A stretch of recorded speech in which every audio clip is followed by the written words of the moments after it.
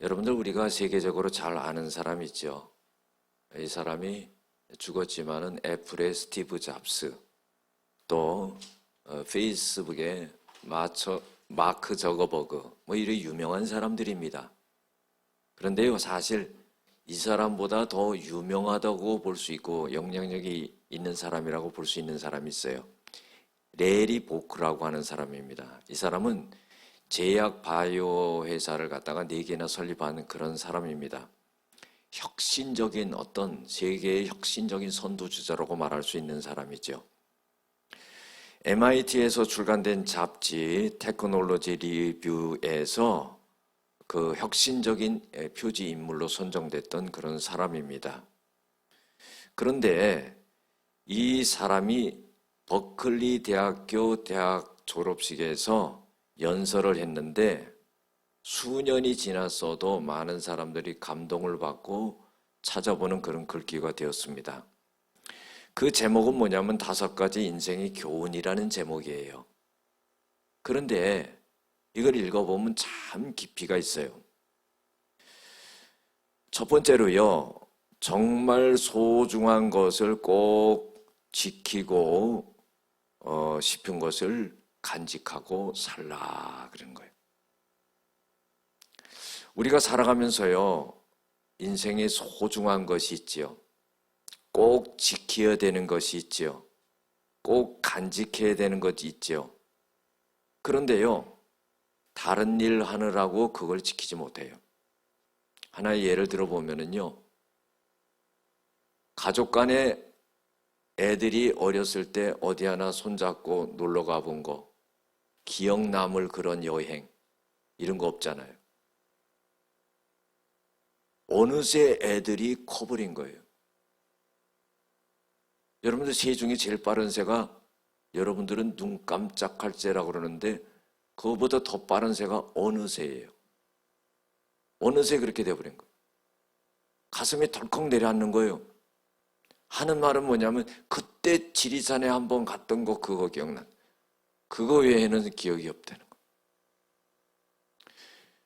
여러분들 아무리 성공하고요, 아무리 높은 지위에 올라가도요, 가족 간에 따뜻하게 있었던 그런 추억된 이런 거 꼭 간직해야 되는 거 아니겠습니까? 그런데요, 다른 일 하느라고 이거 놓쳐버린다는 거예요. 두 번째로는요, 미루지 말고 지금 상황에 감사하며 행복하게 살아야 된다는 거예요. 링컨이 이런 말을 했죠. 사람은 행복하기로 마음 먹은 만큼 행복하다. 행복하기 때문에 행복하다 이렇게 살아가는 게 아니라 내가 마음 먹은 만큼 행복하다는 거예요.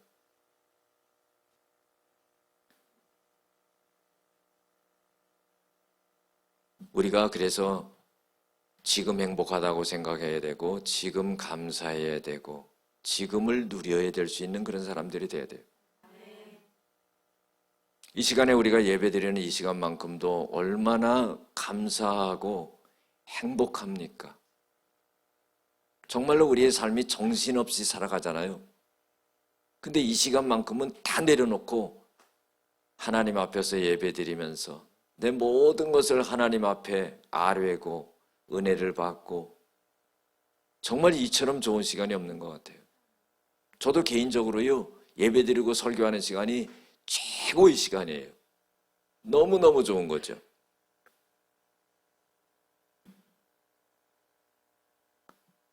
아무것도 없다 할지라도요, 밥 먹고 한가하게 따뜻한 커피 한 잔 마시는 시간, 그거 행복한 거 아니겠어요?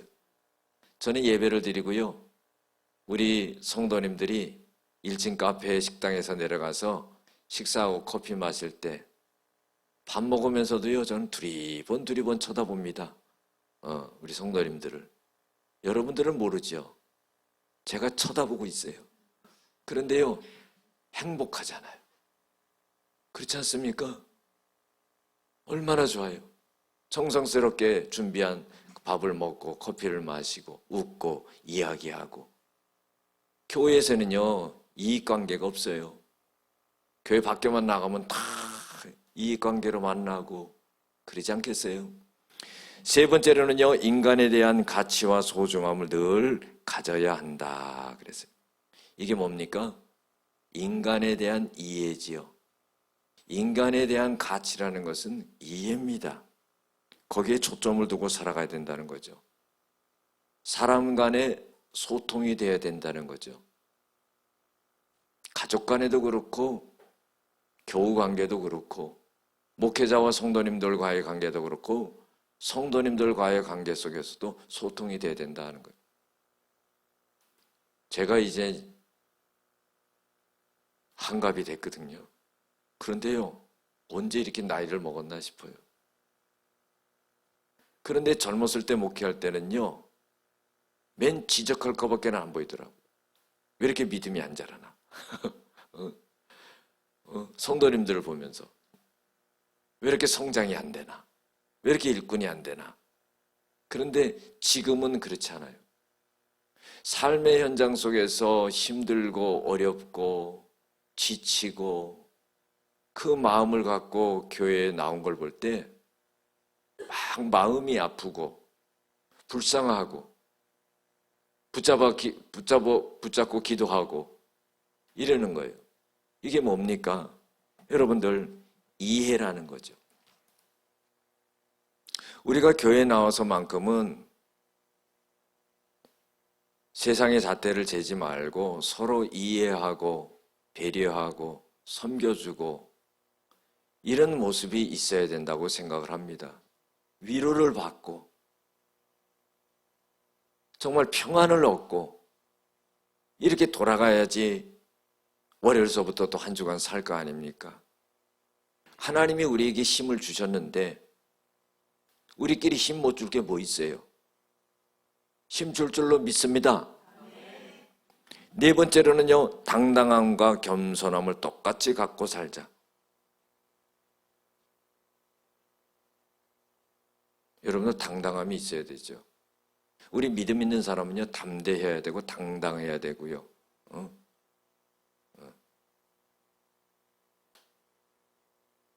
교만하지 않는 당당함이 있어야 돼요. 비굴하지 않는 겸손함이 있어야 돼요. 이것을 잘 균형을 맞추라 이거죠.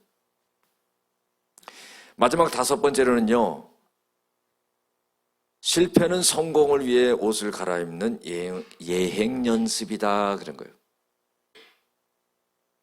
성공을 위해서 실패는 반드시 있다 이 말이죠. 그것은 과정이다 이 말이죠. 거기에 낙심하지 말자 이 말이죠. 정말 성공한 사람들 얘기를 들어보면은요, 웬만한 사람들은 한강 한 번씩 다 갔다 온 거예요. 빠져 죽으려고. 이제는 끝났구나. 그러나 그거를 딛고 일어서는 거죠.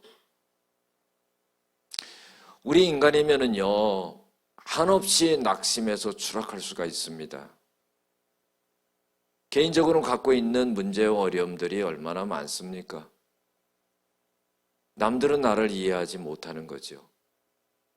나만의 큰 고민과 고통과 어려움이 있는 거죠.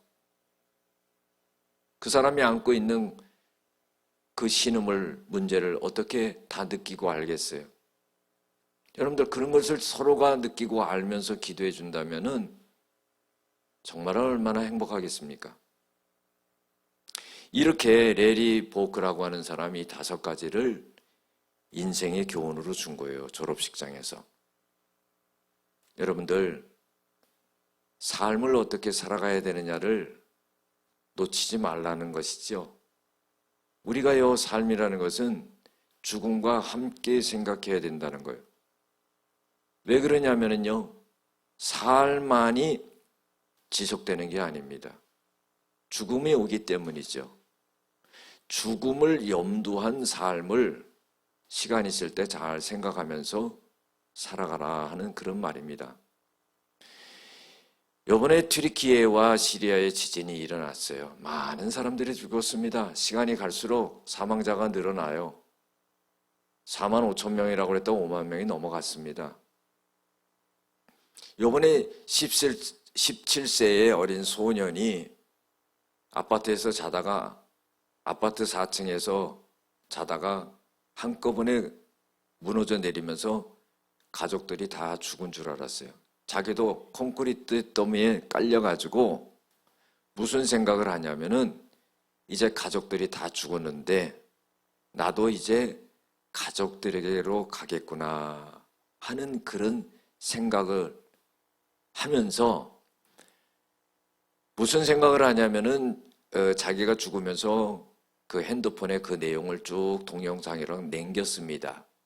그런데요, 죽음이라는 것이 자기가 생각하지 않은 그런 시간에 갑자기 온다는 걸 알았다 하는 거예요. 17세 소년이 무슨 죽는 걸 생각하겠습니까? 살아갈 날이 창창한 사람이. 그러나 콘크리트 더미에 갇혀 있으니까 이제는 도저히 내가 살 수 없다 이렇게 생각한 거예요. 그래서 한 일은 뭐냐면은 자기가 믿는 신에게 기도를 했다는 거고요. 기도를 했다는 겁니다. 그리고는요, 만약에 내가 살아난다면은 내가 하고 싶은 일들이 많은데 하나의 소원으로 그렇게 남겼어요. 그런데 여러분들 정말 기적적으로 살았습니다. 그리고요, 죽었다고 생각했던 가족들도 다 살았어요. 그래가지고는 이모 집으로 옮겼는데 그 이모가 하는 말이 모든 걸 다 잃었지만은 아이들이 살아있어서 감사하다 그랬어요. 우리도 마찬가지입니다. 우리가 살아가다 보면은요, 남을 부러워할 때가 많아요. 저 사람만큼 살면 좋을 텐데. 저 사람 쳐다보면은요, 걱정이 없는 것 같이 사는 것 같아요. 그런데 그렇지 않아요. 그 사람도 내막을 들여다보면은 그 사람 나름대로도 얼마나 어렵고 힘든지 모른다는 거예요. 그런데 또 다른 사람은요, 날 쳐다보면서 또 부러워해요. 인생이 그런 겁니다. 그렇다면은요, 내가 서 있는 시점에서 하나님이 나에게 주신 여건을 감사로 받아들여야 돼요. 옛날에 제가 불악산에 이렇게 등산을 하고 이렇게 해보면은요, 어떤 엄마가요, 불편한 아들을 데리고 늘 등산을 다니는 것을 볼 수 있었어요. 그런데요, 여러분들, 그 어머니에게 있어서는 그 아들이 가장 소중한 아들이에요. 그걸 보면서 지나가면서 기도가 되더라고요. 누가 그렇게 사랑할 수 있겠어요? 누가 그 아들을 가장 고귀하게 느낄 수 있겠어요? 여러분들, 우리가 삶을 살아가면서요, 항상 주님께서 우리에게 주신 그런 마음을 갖고 살아갈 수 있는 저희들이 되어야 된다는 거예요. 오늘 말씀은 우리가 너무나 잘 아는 말씀이지요. 예수님께서 나인성에 가신 거예요. 그때 제자들하고 많은 사람들이 쫓아갔습니다. 상상이 되십니까? 예수님이 가시는 그곳에는요, 많은 군중들이 몰려가는 거죠. 나인성 문에 이르게 되었습니다. 성문에 가까이 왔을 때 마을에 있는 사람들이 한 죽은 사람을 관에 메고 오는 거예요. 여러분들, 유대인들은요, 그 관뚜껑을 안 닫나 봐요. 우리는 임종 예배 드리고 딱 닫잖아, 입간 예배 드리고요. 근데 안 닫는 모양이에요. 그래가 많은 사람들이 그 가족들하고 많은 마을 사람들이 오는데, 이 죽은 청년이 누구냐면 한 과부의 아들이라는 거예요. 여러분들, 과부라고 했을 때는 어떤 생각이 듭니까? 가난하지요. 삶이 힘들지요. 그리고요, 이 과부에게 있어서는요, 유일한 소망이 누구예요? 아들이지, 아들. 잘났든지 못났든지 그 아들 하나 붙잡고 사는 거예요. 그런데요, 그 아들이 죽은 거예요. 이 얼마나 하늘이 무너지는 일이겠습니까? 얼마나 많이 울었겠어요? 얼마나 가슴을 많이 쳤겠어요? 무슨 병으로 죽었는지, 어떻게 죽었는지, 사고로 죽었는지, 무슨 병으로 죽었는지, 그건 성경에 안 나와 있어요. 그러나 그 과정 속에서 너무나 가슴이 아팠을 겁니다. 그래서 이제 장례를 치르는 거예요. 그런데 그 무리도 만만치 않아요. 성경에 보면은 어떻게 해요? 많은 사람들이라고 그랬습니다. 그 성에 많은 사람들이 그 과부와 함께 관을 이제 메고 나옵니다. 그런데요, 예수님을 딱 맞닥뜨린 거예요. 예수님을 따르는 사람들도 많이 그 성에 이르렀고 장례 행렬도 많이 이르렀어요. 그 두 무리가 딱 마주치게 된 겁니다. 그런데요, 그때에 주께서 과부를 보시고 그랬어요. 여러분들, 이게 은혜입니다. 장례를 치르는구나 하고 갈 수가 있는데 그 과부를 보셨다는 거예요. 그리고는요, 불쌍히 여겼다는 거예요. 그리고는 하시는 말씀이 울지 말라, 이렇게 말씀하셨어요. 여러분들, 주님은요, 우리를 갖다가 깊게 바라보고 있다는 것을 아셔야 됩니다. 그 장례 행렬을 주님이 보신 거지요. 그리고 불쌍히 여기는 마음을 가졌다는 거예요. 그리고는 울지 말라, 이 말을 하신 거예요.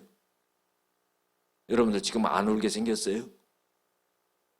입장 바꿔놓고 생각해봐요. 예수님이라도 안 울게 생겼냐 말이에요.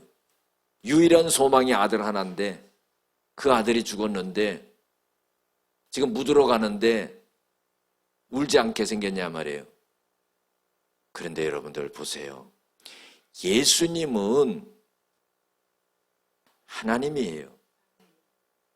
그 하나님이 울지 말라 이렇게 말했을 때는 그 말에 무슨 의미가 들어가 있는 겁니까?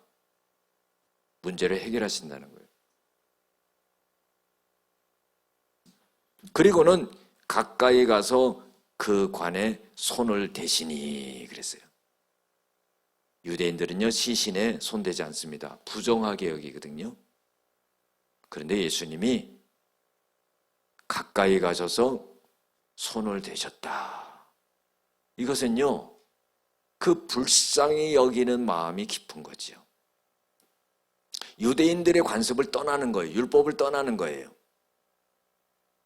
그 죽은 아들을 보면서 그 과부의 가슴 아픔을 보면서 주님이 그것을 깊게 사랑하면서 그 모든 율법과 제도를 떠나서 그 관에 손을 대셨다는 거예요.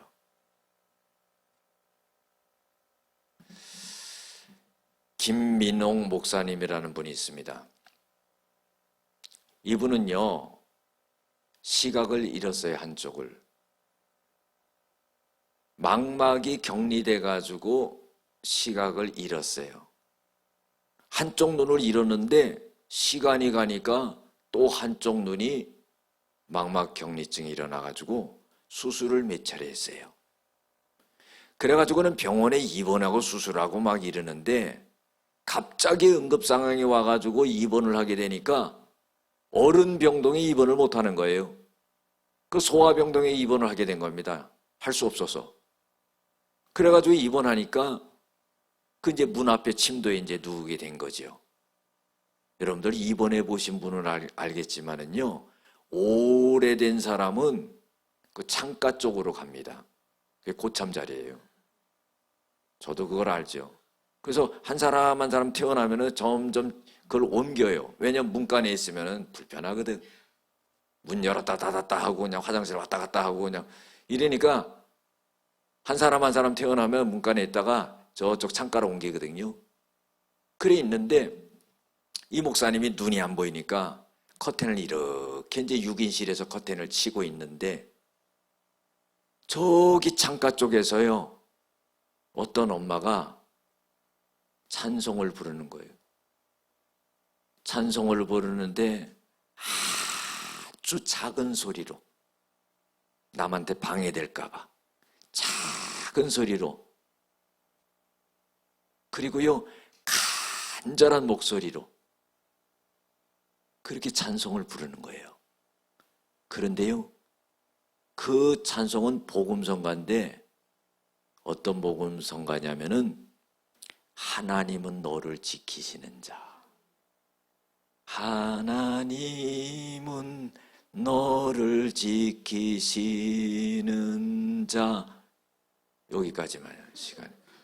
그래 간절히 부르는 거예요. 그런데요 그 복음성가를 이 목사님이 들으면서요 가슴이 울컥하고 눈물이 나오는 거예요.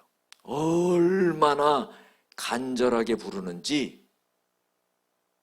그래가지고는요 겉행을 젖히고요 눈이 보이지 않는데 더듬 해가지고 그 복음성가를 부르는 그 침대 커튼을 확 찢겼어요.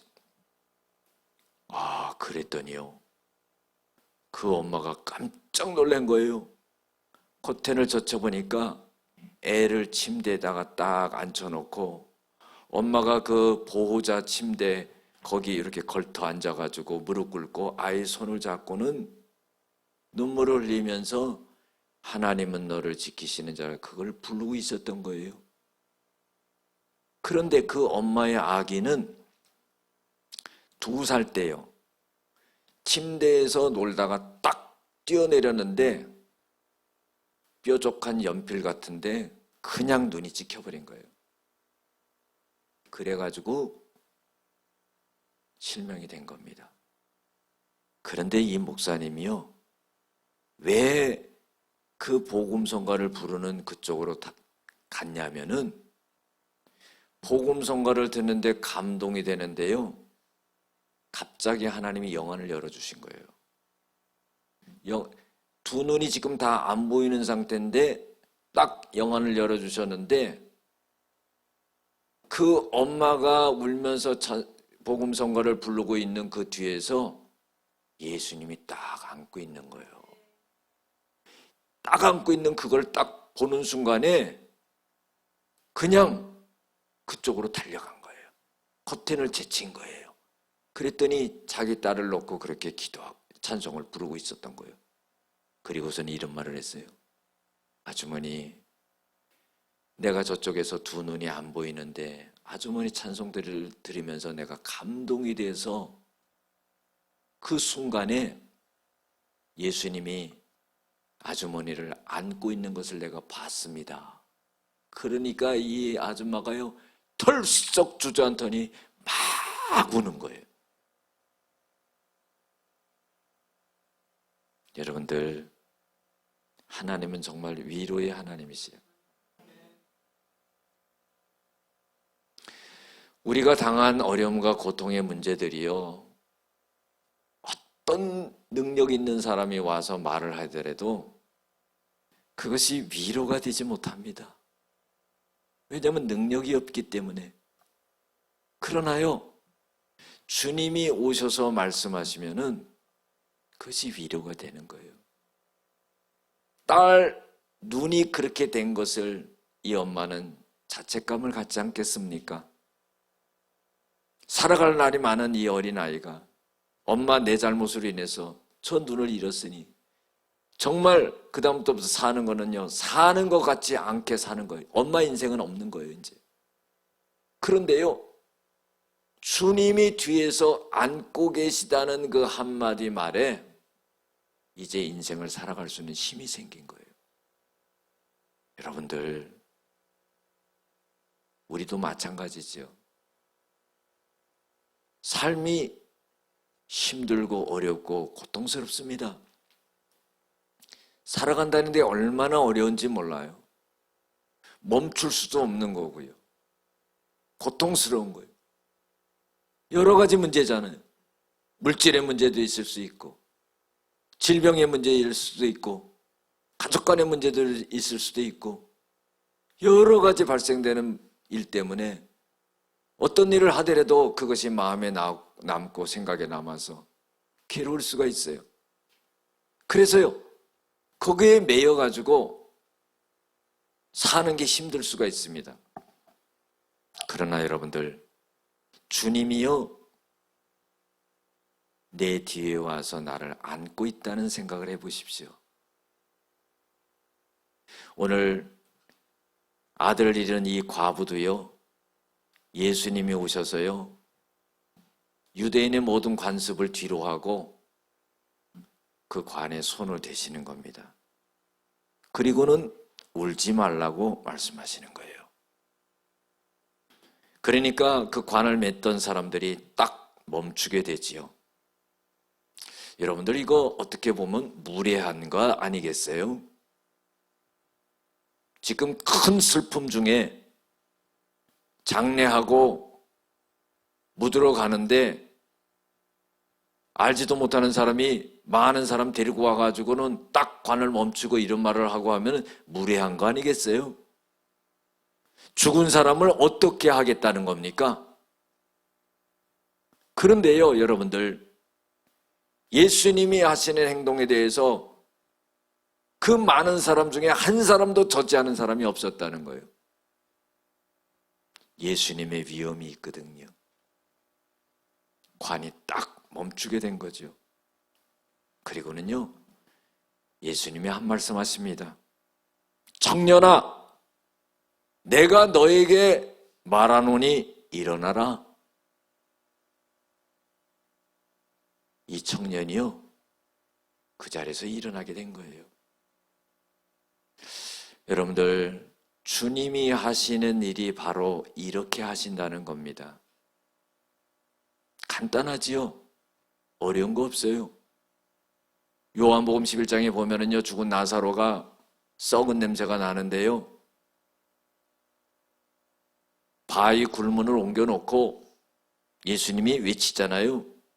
나사로야, 나오너라. 그런데 걸어 나오는 거예요. 여러분들, 하나님을 믿지 않는 사람은 이 말이 이해가 되겠습니까? 납득이 되겠습니까? 그러나 우리는요, 적어도 온 우주 만물을 말씀으로 만드신 그 하나님의 능력을 믿기 때문에 과부의 아들을 살린 이 사건을 우리가 내 사건으로 받아들일 수가 있다는 거죠. 여러분들, 우리에게도 많은 문제와 어려움이 있지요. 그러나요, 이 과부의 아들을 살리는 것처럼 주님께서 이렇게 세워주시는 역사가 일어나게 된다는 거예요. 그래서 이 살린 아들을 그 어미 품에 안기게 하는 그런 역사가 일어났다는 거예요. 그래서 사람들이 그 되어진 일을 보고 두려웠다 그랬습니다. 왜 두려웠겠습니까? 그런 일을 일으킬 수 있는 사람이 어디 있겠어요? 그리고 하나님께 영광을 돌렸다. 사랑하는 성도 여러분, 하나님은 오늘도요, 우리와 함께 계신다는 것을 잊지 말아야 돼요. 우리가 궁극적으로는 이 삶을 넘어서 죽음을 뛰어넘고 그리고 영원한 하늘나라 영생에 들어가는 것이 우리의 목표입니다. 그러나 이 땅에서요, 어려움이 많잖아요. 질병도 있고 내 가슴속에 문제도 있고 괴로움도 있고 그런 거예요. 그러나 오늘 하나님께서 우리를 어루만져 주신다는 것을 꼭 잊지 말아야 됩니다. 주님이 이 과부의 아들을 살렸듯이 내 인생을 다시 이렇게 세워주시고 살려주시고 회복해 하신다는 그런 믿음을 가져야 된다는 거예요. 그 믿음을 가질 때 하나님은 그 믿음을 보시고 역사하신다는 거죠. 우리가 오늘 이 말씀을 생각하면서 찬양하고 한번 기도하겠습니다.